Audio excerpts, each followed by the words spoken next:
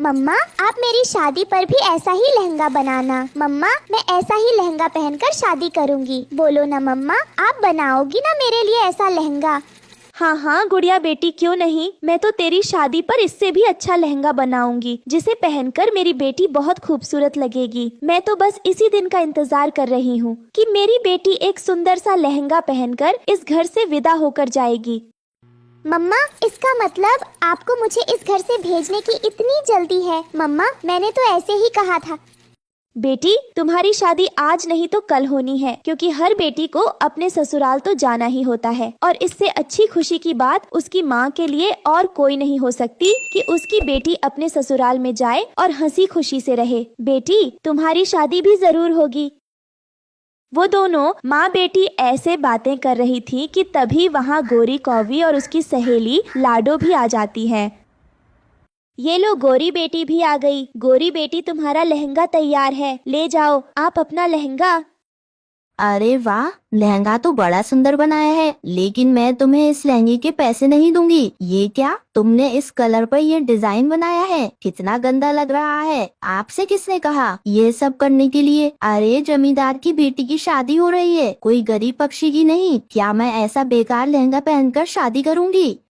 बेटी ये तुम क्या कह रही हो? तुम्हारी माँ ने मुझे ये कलर और डिजाइन बताया था, कहा था सेम ही बनाना, इसलिए मैंने सेम डिजाइन बना दिया। और देखो तो ये तो बहुत सुंदर लग रहा है। फिर तुम्हें क्यों नहीं अच्छा लग रहा? तुम इसे पहनकर राजकुमारी लगोगी।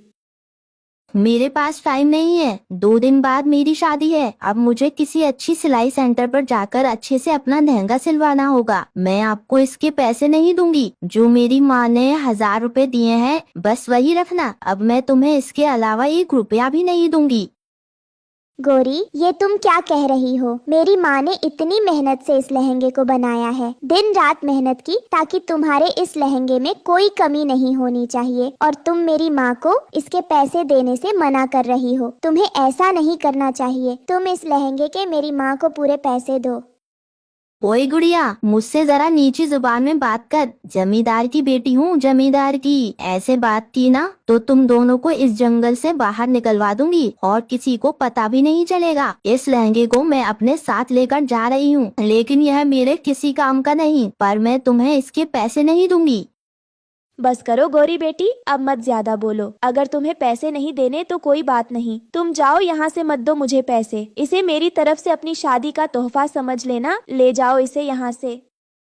गोरी कौवी अपनी सहेली के साथ वो लहंगा लेकर वहाँ से चली जाती है। तब रास्ते में गोरी की सहेली लाडो चिड़िया उससे कहती है, गौरी ये लहंगा तो बहुत सुंदर है, फिर तुमने इस लहंगे के उन्हें पैसे क्यों नहीं दिए? और वैसे भी तुम्हारी माँ ने तो तुम्हें पैसे देकर भेजा था ना, फिर तुमने उसे क्यों नहीं दिए? उन्होंने कितनी मेहनत से बनाया है इस ब्राइडल लहंगे को।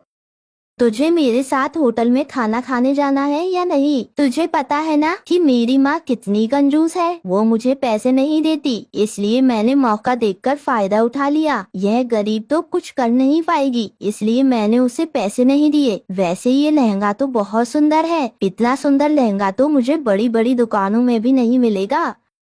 यह कहकर गौरी कौवी अपनी सहेली के साथ वहां से जाने लगती है। उसे तो जरा भी एहसास नहीं हो रहा था कि उसने उस गरीब के साथ कितना बड़ा धोखा किया है। उस बेचारी ने कितनी मेहनत की होगी, लेकिन उसने अपनी थोड़ी देर की खुशियों के लिए उसके पैसे नहीं दिए। वहीं दूसरी तरफ गुड़िया अपनी माँ से कहती है, माँ आपने उस गोरी की बच्ची को यहाँ से ऐसे ही क्यों जाने दिया?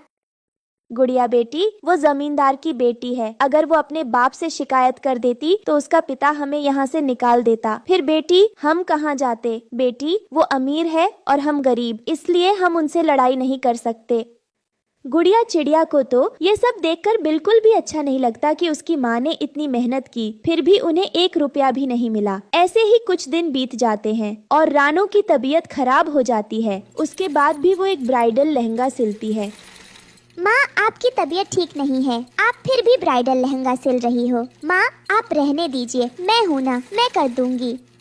बेटी, काफी दिनों से मेरी तबीयत ठीक नहीं है, इसलिए मुझे तो लगता है मेरे जाने का समय आ गया है। तो मैंने सोचा कि जाने से पहले तुम्हारे लिए एक ब्राइडल लहंगा बना दूं, जिसे तुम अपनी शादी में पहन लेना। मेरे पास एक साड़ी रखी थी और कुछ सामान भी, तो मैंने सोचा बना ही देती हूँ एक ब्राइडल लहंगा तुम्हारे लिए। कम से कम तुम उसे पहन तो लोगी।